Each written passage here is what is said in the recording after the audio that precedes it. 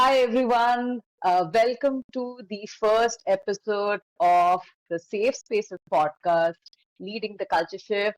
I'm Anusha Mandavili, founder and CEO of Safe Spaces. It is a posh advisory firm, and I have the pleasure of having our first guest with us, who is Maya Ramachandran, and she comes with 31 years of experience in the social development and mental health sector. She is a practicing psychotherapist and a trainer, and she has worked with groups like McKinsey. But I may not be the right person to be introducing her. So, Maya, over to you. We would love to hear a little bit about you from yourself. Thanks. Thank you, Anusha. Thanks for the introduction. As Anusha said, my background is in social work and counseling and psychotherapy. I have been blessed because my work has taken me to different geographies, right from the villages to cities across India and overseas.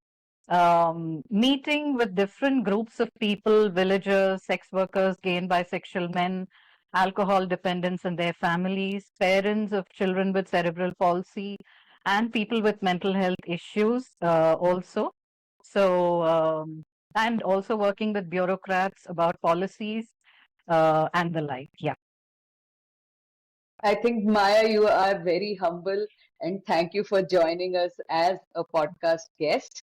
Uh, Today, we will be talking about what most internal committees are not taught, how to conduct an emotionally intelligent inquiry for the internal committee, right? And we felt Right. that Maya might be the right person to be talking about it. So, Maya, our first question to you, what does emotionally intelligent mean and what is it not? Okay. So, being emotionally intelligent basically means being sensitive to the person who's in front of you, being able to understand the emotions that the person is expressing. It could be verbal, it could be non-verbal, but being intelligent enough to pick up those cues. And when, as an IC member, you do that, then you actually establish a great connect with the person. And, the person is going to talk about something unpleasant, be it the respondent, the witness, or the complainant. It's not very easy what they're going to share at that point. So when an IC member has this kind of an approach, uh, the other person will also feel more comfortable in opening up and expressing what they have been through. So that's what it really means. It means being very open to what the other person is about to express and share. Okay, okay. And I understand you're talking about openness and not just for the complainant, but for the respondent and the witness. And when Absolutely. we were jamming earlier, you did speak about the importance of empathy in such Mhm. situations. Would like to hear a little bit more about it, Maya. Sure. Yeah, empathy is definitely a very core ingredient in this whole process, I should say. And empathy basically means feeling what the other person is feeling. Now, this is easier said than done because only that person can truly feel what they have been through. But empathizing with the other person actually means a semblance, picking up a semblance of what the other person might have gone through and reflecting that understanding back to the person either verbally or non-verbally. Hmm. So, empathy, if you look at any definition, it will say, walking in the other person's shoes. Now, Maya, if I need to walk in yours, Anusha's shoes, the first thing I need to do is get out of my shoes. And what does that mean? So that means actually suspending judgment, uh, sort of getting over my biases and prejudices for that point in time while the person is speaking to me. Hmm. So let us say if the respondent, in most cases, I'm assuming, is a man, Hmm. and I, as a woman, I'm sitting there. So it Hmm. also means, getting a little bit out of that gender of, the woman perspective, trying to understand it from the male point of view as well. Hmm. And vice versa for if I as an IC member am a man, a male, and I'm sitting and listening to a woman complainant, because I'm assuming most complainants are women, Hmm. then it also means trying to understand what a woman might feel or might have gone through in that position, in that situation, which has caused distress, which has actually caused the person to file a complaint. Hmm. Because let me tell you, it takes a lot of courage to file a complaint, and you think 10 times. I mean, sometimes maybe, they even document the complaint and maybe they tear it up, Hmm. and they have second thoughts and third and, 50 thoughts about it. Hmm. But if the person has actually come up and complained, then Hmm. this person is feeling something very deeply, which Hmm. is traumatic for that person. Hmm. So being open to understanding it from that person's point of view would definitely constitute empathy. Hmm. It also means getting out of our stereotypes. We have a lot of stereotypes about women, men, all these gender roles, etc. So, if we are able to suspend all of that during that meeting, during that interaction with the person, then I think we bring our more authentic self into the situation, and the understanding is definitely far better. So, Hmm. when we approach it genuinely, Hmm. then the other person also definitely, senses that genuinity and is able to express freely. Hmm. Hmm. Fair, fair. So generally, so the internal committee, when they get in, right, Mm, there could be multiple perspectives.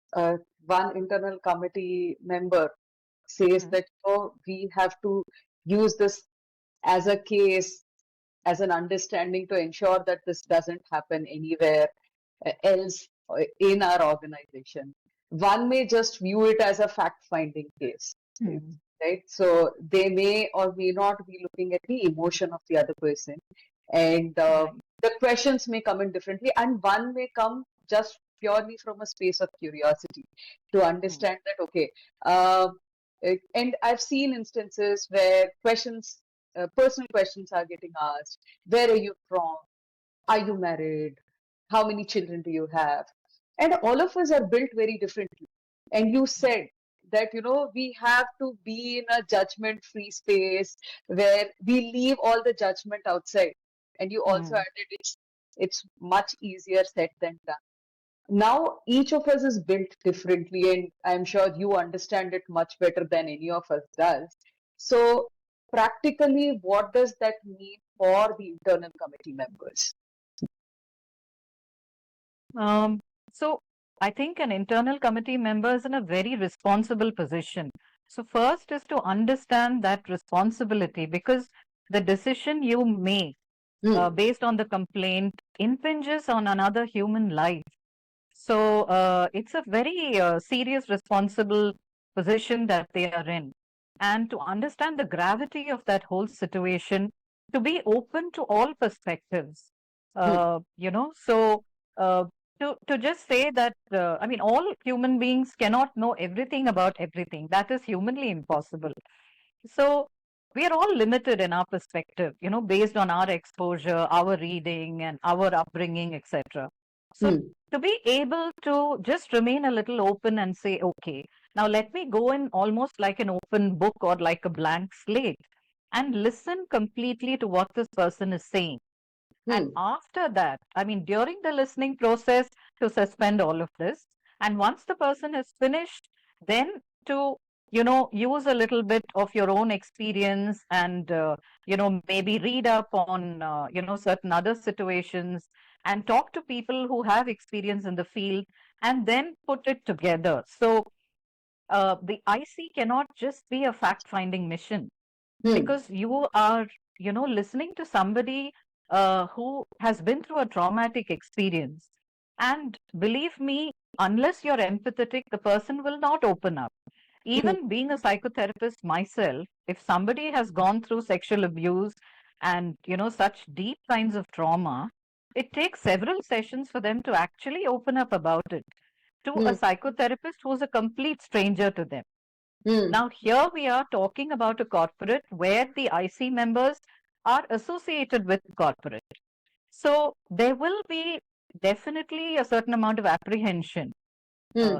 on the part of the complainant or the respondent or the witness. So to be sensitive to that aspect, to acknowledge that yes, the person who's coming in might be experiencing all of this, and to create that safe environment for the person. So I think that is very important. Hmm. Hmm. Hmm. In fact, based on what you're saying, I remember Mm. you mentioning one case where a judge had to Mm. work on an LGBTQIA case. Can you talk a Right. little bit about that and how those learnings can be put in for the internal committee? Yeah. Sure. So, like I said earlier, it was very heartening for me to read in the newspaper that there was this case presented in the High Court, and it was about an LGBTQ case where, I think the families were kind of protesting that these two young people had joined together and they wanted to live together. And the judge was so open that he actually said, this is a whole new world which is not very familiar to me, and I'm navigating unknown territory. So let me take some time. Let me actually read up and understand more about this, and then we can call for another hearing. So that is what I mean when I say being open, because uh, there are there are lots of changes happening in today's world, and Gen Z themselves are a very different generation. Hmm. So we need to understand where they are coming from. They live in a different era as compared to some of us. The era I grew up in was very different. The corporate culture or the organizational culture, the way we related to one another was quite different from what it is today. Hmm. So to first understand the culture of the organization, in which the employees are working, to also understand the gender dynamics that operate in different generations. So I think somebody who holds such a responsible position must necessarily have this kind of openness and willingness to learn and to understand the whole situation from different perspectives, look at it from a different lens altogether. Hmm. Hmm. So, thank you for bringing that up, Maya. You said that all of us have grown up in a different context, and how we relate to each other and how we relate to the world might be very different. Right? Yes, A couple of years ago, there was not even a mobile phone, right? absolutely. We had those phones where you where you dial. In fact, even a phone that was remote, the Mm, remote phone also used to be a fancy thing. And at least I have seen floppy disks. I have mm, seen CDs coming in and going, desktops, yes, laptops. Now there are tabs. Even the world has changed. The Act Posh Act came in 2013, right? And it's been 12 years now. And what it was then and how the world is today is very different. Uh, Work from home was not prevalent at that point yes. in time. Yeah, and in fact, smartphones were also relatively new, I would say. It was still not Mm, as prevalent, and there was no COVID that had happened. The shift of AI agents, agentic AI, and the whole thing coming in is new, right? yes. And how social media was. So I remember using Orkut. Now there are people who are born who don't know what that word even is, right? And there is a generation which is almost creating words that I still fail to understand. Like I've been researching what skibidi means and I've not been able to understand it. Mm, So, and that is also impacting how the whole sexual harassment even happens, right? For mm, example, in one of the internal committee discussions that we were having, they were mm. debating should we even share pictures of employees on social media? Because Okay. what if there is somebody who's opposing it because unfortunately in their personal life they've seen their photos get misused. Uh, Okay. Right? So how sexual harassment is done is also changing. You have Mm, Snapchat where there are disappearing messages. So you may mm, not be in a position to even look at evidence. So I thought I'll Right. just add that to what you're saying, in terms of how the IC needs to probably keep updating themselves to how the whole world is changing and how they relate to uh, how sexual harassment can even be done, right? And Yes. none of us, and as you said, none of us know everything ourselves, Mm. right? True, Uh, very true. Yeah. So I'll probably take a step back again to the original question that we were asking in terms of being emotionally intelligent towards complainant, respondent, and witness, and probably see if we can break that down. Right? A Mm. complainant is somebody who has probably gone through an experience that is very traumatic to them. Right? Right. In the internal committee, you will have people who may have had a similar lived experience, Mm. and you may also have people who have not had that as their lived experience at all, and they don't find it relatable at all. With Right. such a variable set of group coming together, what should they do to make someone who a complainant feel comfortable? Okay. So I think I would go back to the fact of, just being open to what they're going to hear. Of course, they probably have gone through the document in writing, but when you hear it from the horse's mouth firsthand, it is very, very different. Hmm, And to be open to that experience, to be completely alive and present in the moment, hmm, So, for instance, maintaining eye contact. Now, hmm, when the person is talking, to just put aside everything else and, to be present completely to the person, hmm, that makes a lot of difference, and it will enhance the confidence of the person who's actually talking about the incident. hmm, Rather than fidgeting with our mobile phones or being preoccupied with something else. Because even if we are looking at the person and nodding, but we hmm, are not actually there, the person can kind of sense it, hmm, So, this is what goes to create a sense of trust and safety. hmm, Because at the end of the day, you want your employees to be productive, which is why the law has been enacted, hmm, right? And either having no complaints at all to IC or having too many complaints, I think both would be an issue for a corporate. But hmm, you do want complaints wherever genuine to actually reach the IC so that it can be addressed, redressed, and there can be a culture of safety and respect for all genders in the organization. Because hmm, at the end of the day, I think we all agree that, if you're feeling unsafe, you can't be productive. hmm, Somewhere it does affect your concentration, the way you relate to people. Today corporates are a lot about collaborating in teams, working together, and all of that. So in such instances the person will obviously not be comfortable and not give of her best. So the hmm, organization is also losing out. So you want employees in the corporate, in the organization, to trust the process, and hmm, therefore the IC members need to step up wherever, like you're saying, they may not have had such experiences. You could always read about it. You could always talk to your women friends that you're close to. Maybe you could even volunteer, in a women's rights agency, or you could, if you're interested in research, you could volunteer with, doing some kind of analysis or just writing up a document if that's your forte. So there are so many ways, and I think today with the internet opening up, we have so many resources at our disposal. So I think definitely an IC member constantly needs to keep updating himself or herself, and being aware of what is happening, around him or her, staying abreast of changes. Life is all about evolution, right? hmm, So we've evolved from the Stone Age and Ice Age to where we are today.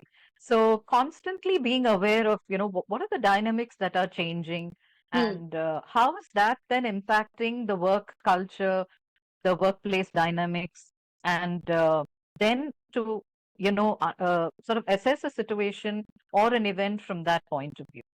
hmm, hmm.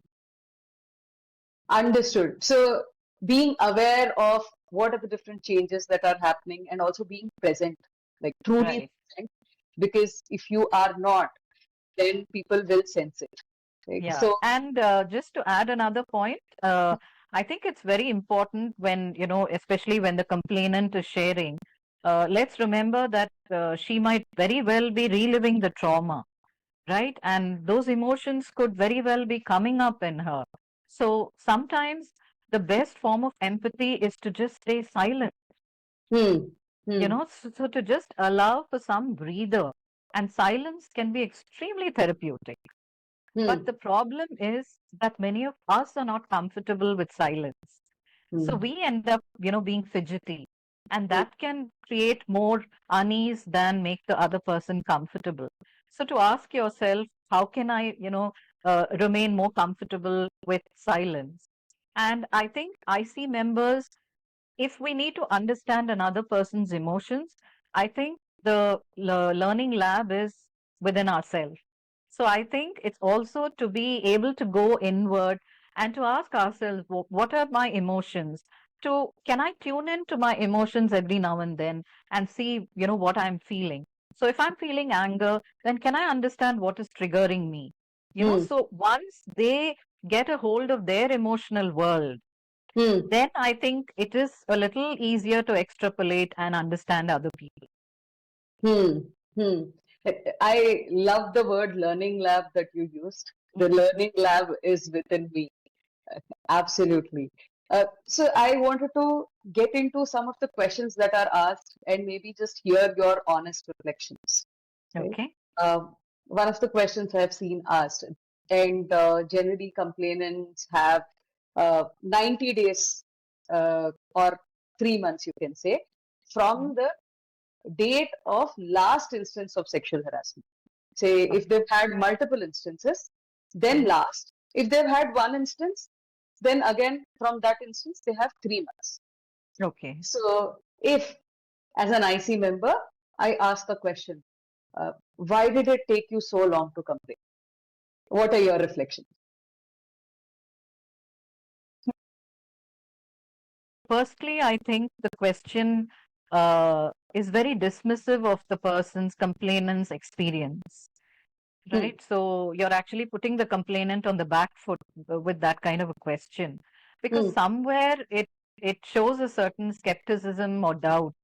hmm, So uh, a better way of phrasing that could be, this event, as per your document, says that it has happened on so and so date.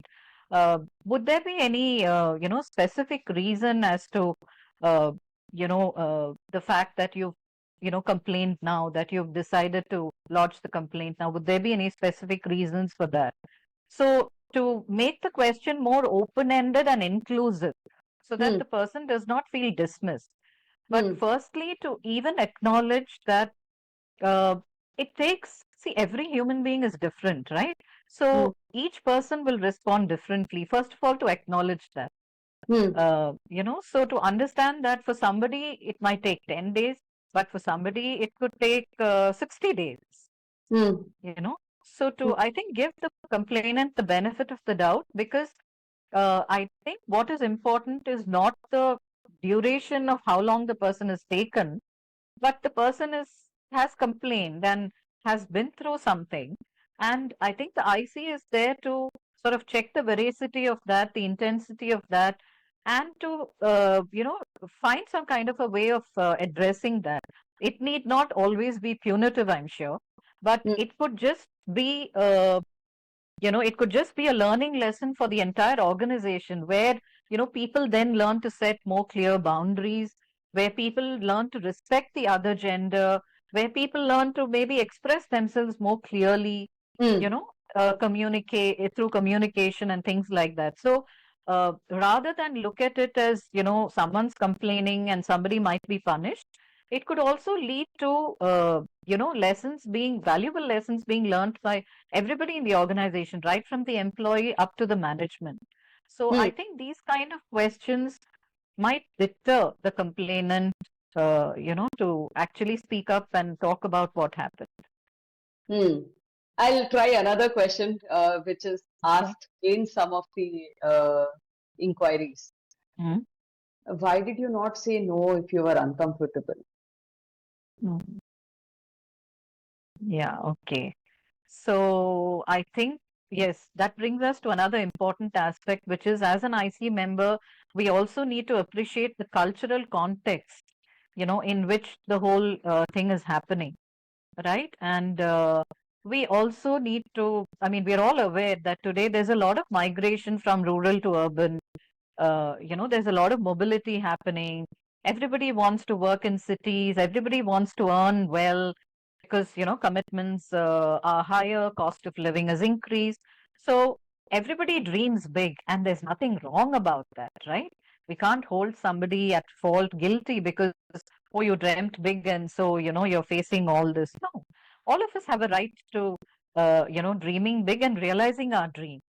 Hmm. And I think for some, like I said, everybody is made differently. So if you're feeling harassed, it's not like you would speak up immediately.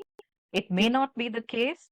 Hmm. Also, the cultural conditioning that girls and women undergo, Hmm. which I also, personally resonate with, is Hmm. that girls are taught to adjust, to accommodate. Men will look at you like this. It's up to you to, dress a certain way. Maybe you gave the lead and maybe you said something that, encouraged the other person. So constantly, maybe we question ourselves Hmm. before we actually, realize that, okay, it's been a harassment. The person has actually crossed the line and I feel violated. Hmm. Hmm. Right? So for somebody to realize that they have been violated, and after that, when you know and you realize that you've been violated, the emotions open up like a dam.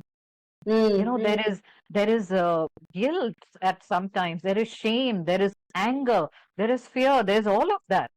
Hmm. So when all that is happening, the person may not be in a position to actually file a complaint and, even process those kinds of things, the formalities that are required. The person is more with himself, or I mean, with herself that, she's got to learn to handle her emotions, right? Hmm. Hmm. So it does take time. This is not something so simple. And trauma also differs from one person to another.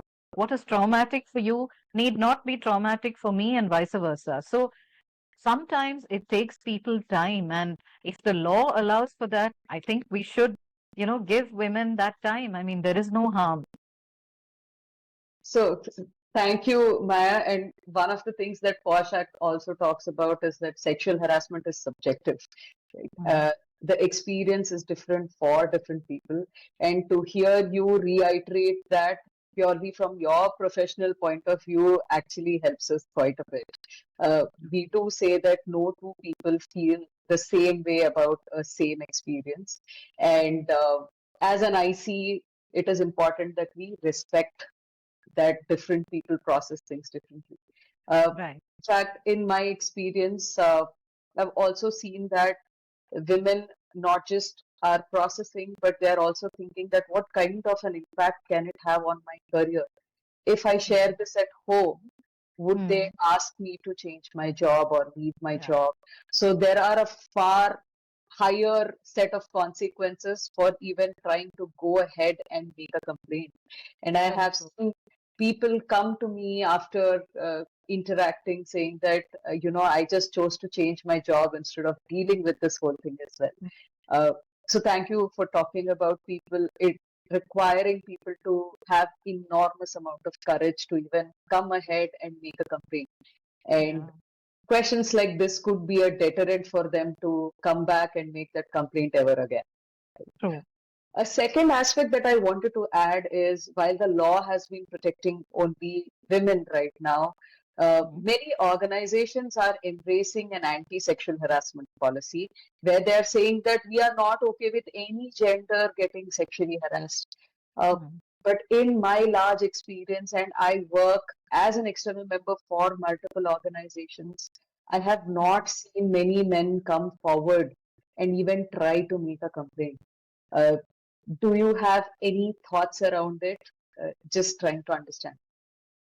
Mm.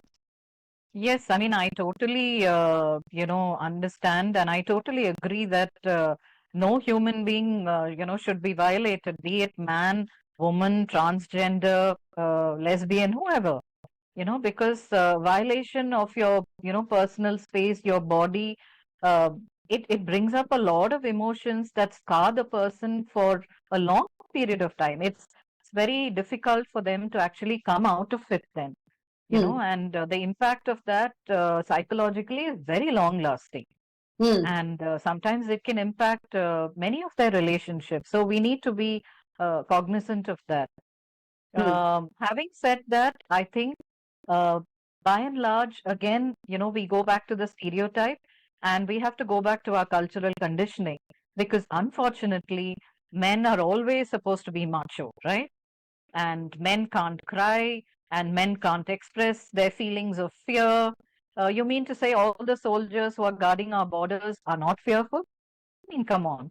It's just that they are not supposed to, express that, and society doesn't accept it.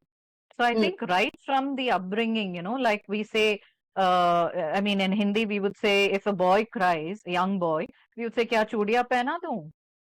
So Hmm. these kind of snide remarks right from the young age, why are you behaving like a girl? Hmm. Oh, Hmm. you Hmm. should have, you should have been born a girl rather than a boy, and things like that. Kind of somewhere, the message is picked up by boys, and then later on, when they grow up, it is internalized when they grow up as men that Hmm. I can't cry, I can't show my softer side. Hmm. But the truth is, and we all know that we all have a masculine and a feminine side. Hmm. There is the yin and the yang.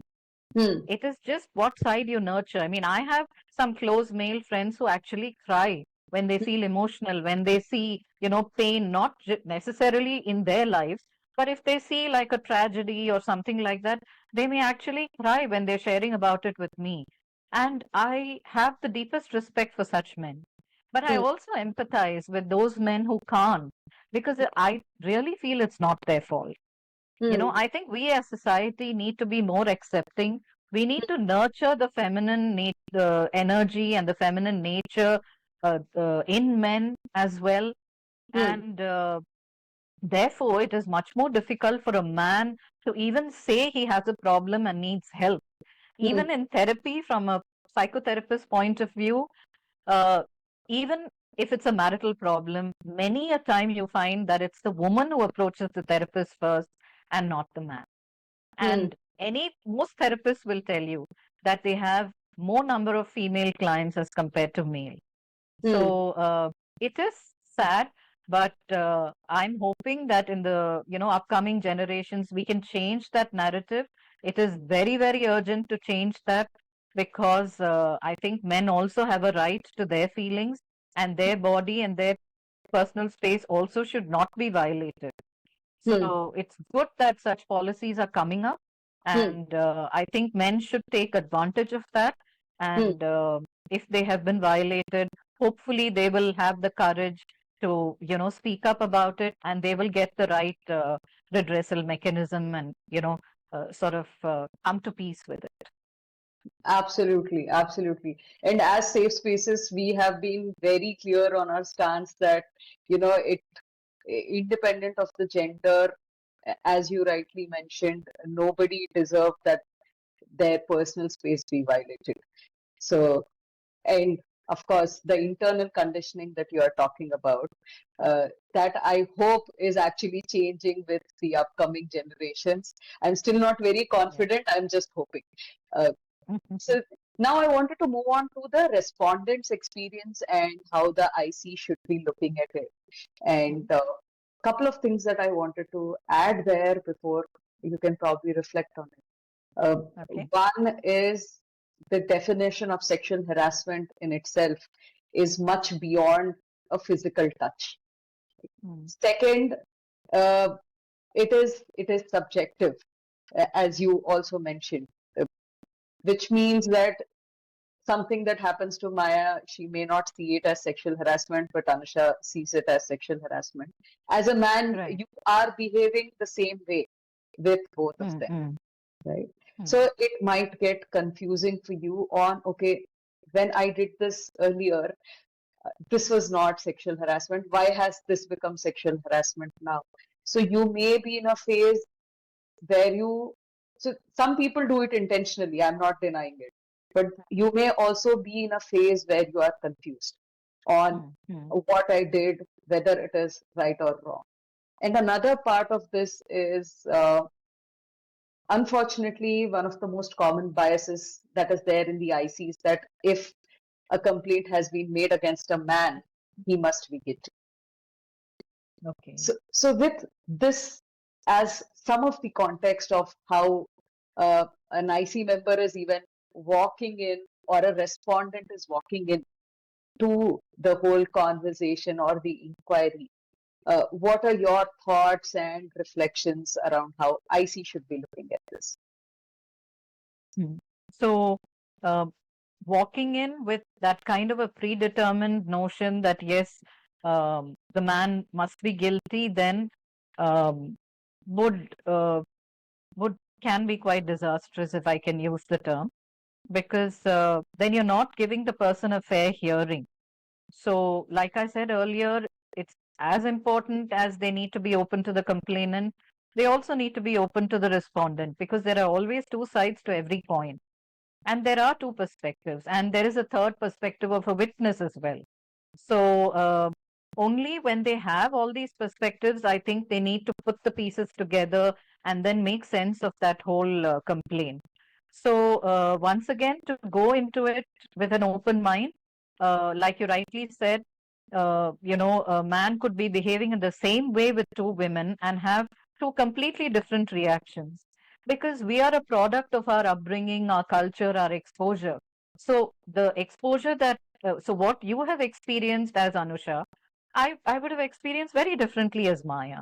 So it is basically, I mean, the IC can use that as an opportunity to sensitize the man who's the Hmm, respondent and sort of educate him, saying that, the same behavior may not work, uh, with two different women, and that we need to be sensitive to, their background and the way they view your behavior, hmm, you know. hmm, Or hmm, it could just have been a moment of flippancy where, he said something in passing without really, having any bad intention.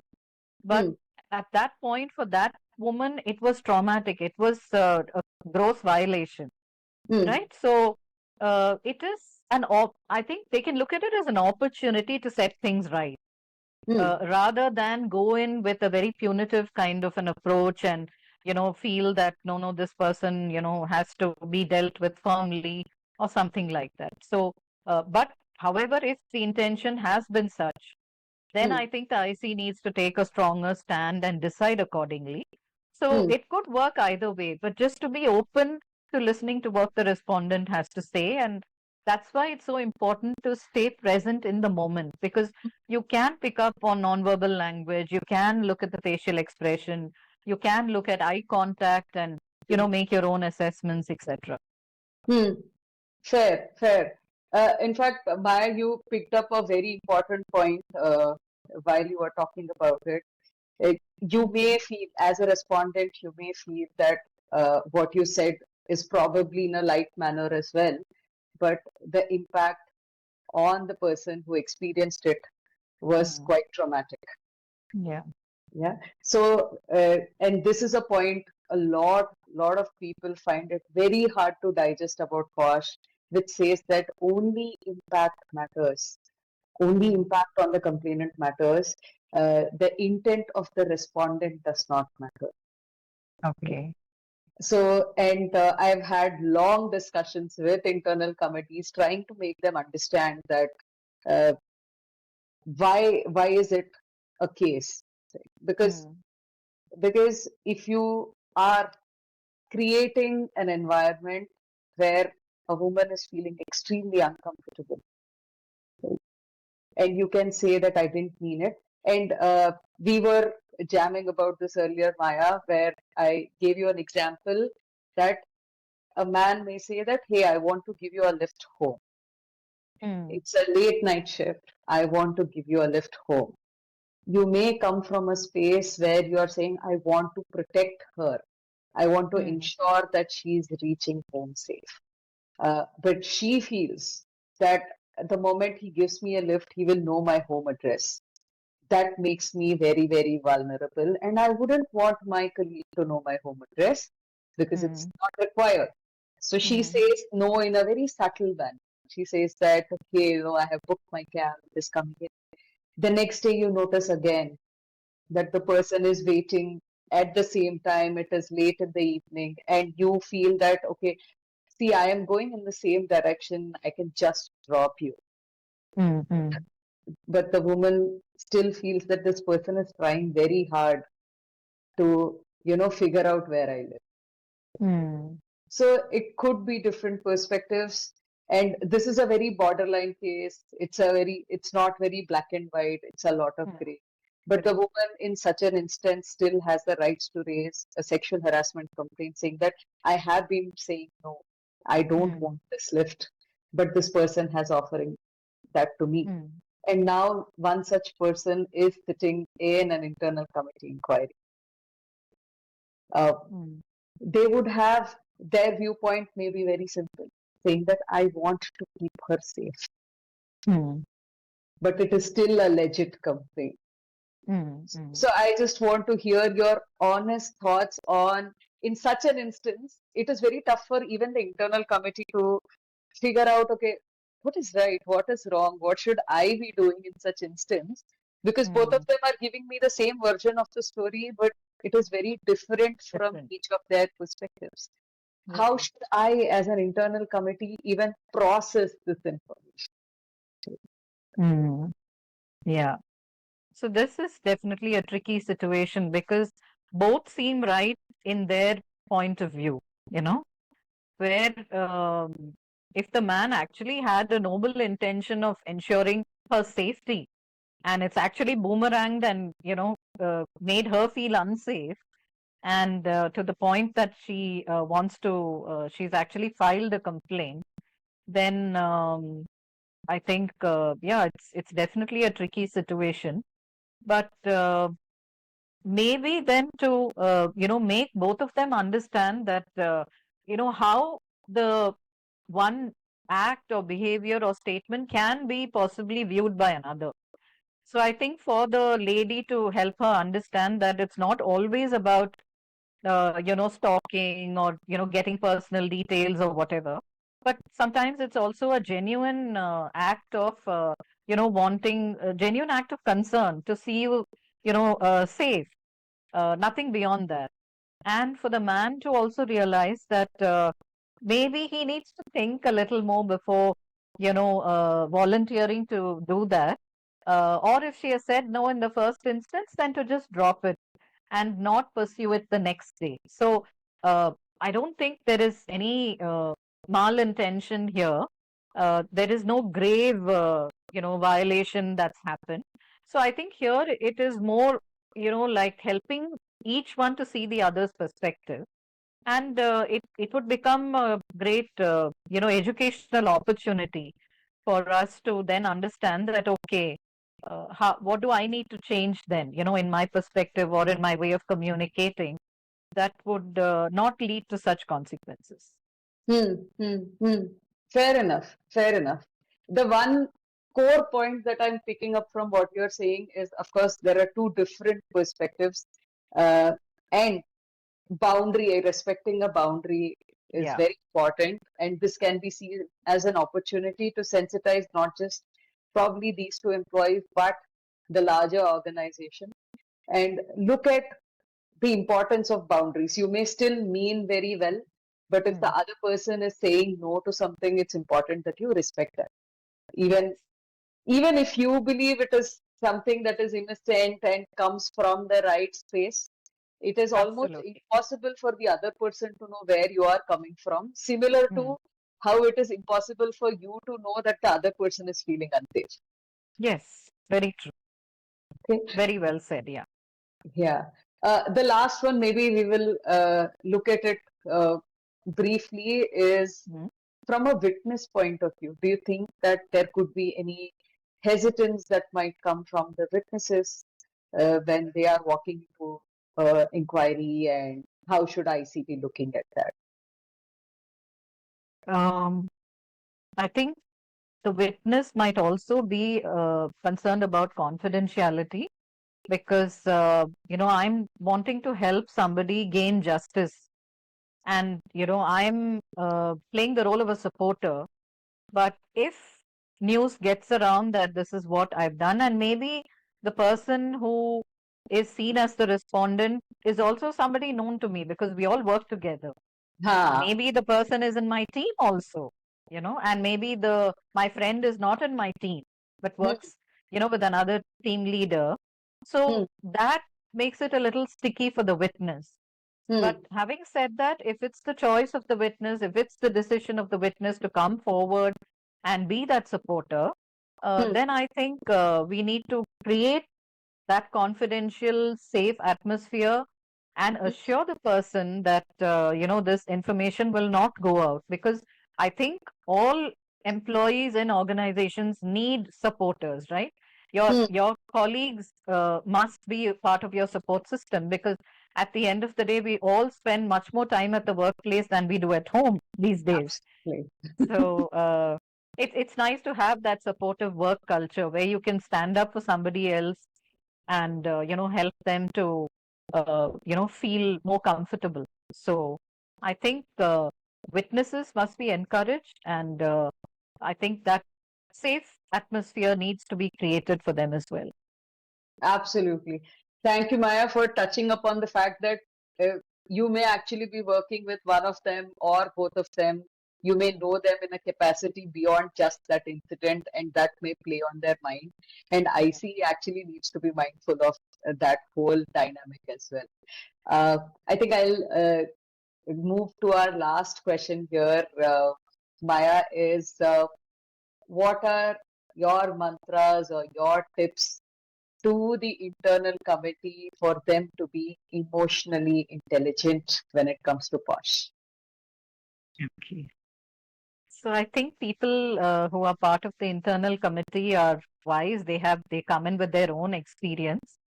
However, you may be an expert in your area, but in order to be emotionally intelligent, like I said, the first thing is to tune into your own emotions, understand yourself, begin with yourself, uh, and then to be open to what's happening around you, to be open to learning, to constantly keep updating yourself, and to keep building up on your sensitivity quotient. I think that would be very helpful for any IEC member. Okay. Thank you, Maya, for your time. And I think any internal committee member who is watching this, any organization, founders, HR, any leaders who are watching this will definitely benefit from all your thoughts and lessons that you have given to us. Thank you for your time, and thank you so much, Maya. Most welcome, Anusha. It's been my pleasure. Thanks for the opportunity. Thank you. And to all of you, please do tune into the Safe Spaces podcast. We will be talking about things which are beyond your regular trainings and moving towards a culture shift that you can look at as an organization. Thank you, everyone, for tuning in. Thank you, Maya. Thank you.